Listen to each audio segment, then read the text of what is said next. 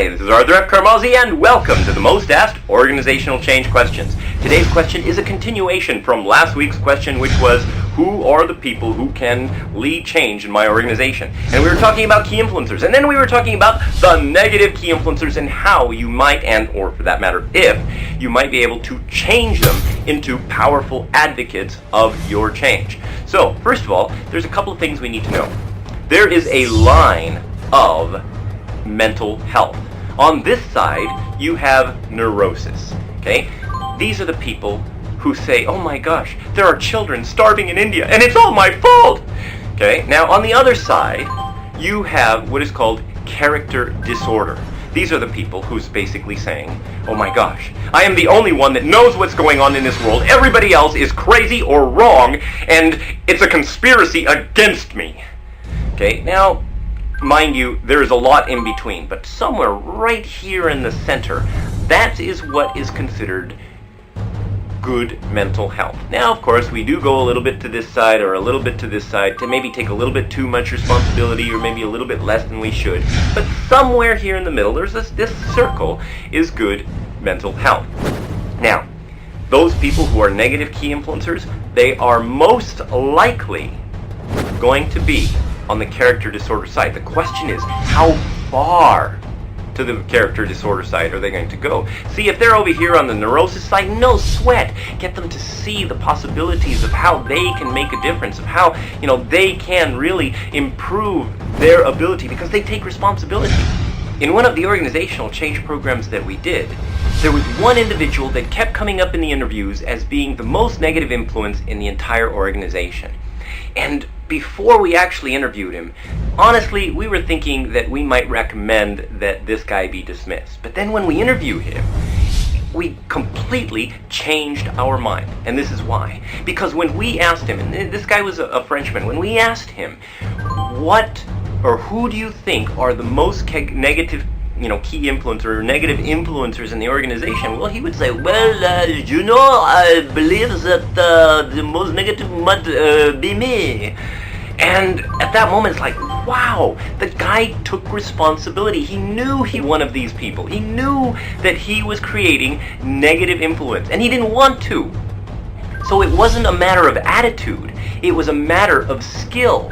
He didn't have the skill to be more positive, to create a more positive influence.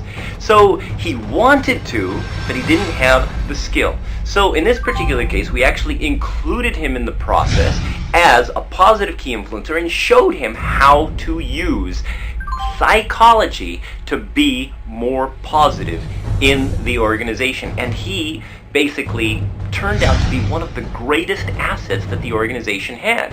And even outside of that, the organization had already invested something like close to about $80,000 in bringing him over and training him and getting him acclimated and everything else. So it would have been a major loss to the organization if he would have had to be dismissed. So when you are looking for your key influencers, find out if it's a matter of attitude that they are potentially being negative, okay, or if it's a matter of skill, okay. If it's skill, then train them in psychology to help them to use their natural talents, to use their ability to influence as a positive influence in the organization. If, on the other hand, of course, they are way on the other side of being, of character disorder, well, then you might want to recommend or suggest that they, maybe put them in a filing room somewhere away from other people, okay? Whatever it takes. But don't put them around the regular people because they will have a negative effect on your organization. Not just the people around them. They will literally spoil a potentially great organizational culture. So find your key influences. The negative ones can be turned if they have the desire to make a difference, to be positive. They can be a greatest asset. This is Arthur F. Carmazzi wishing you great success.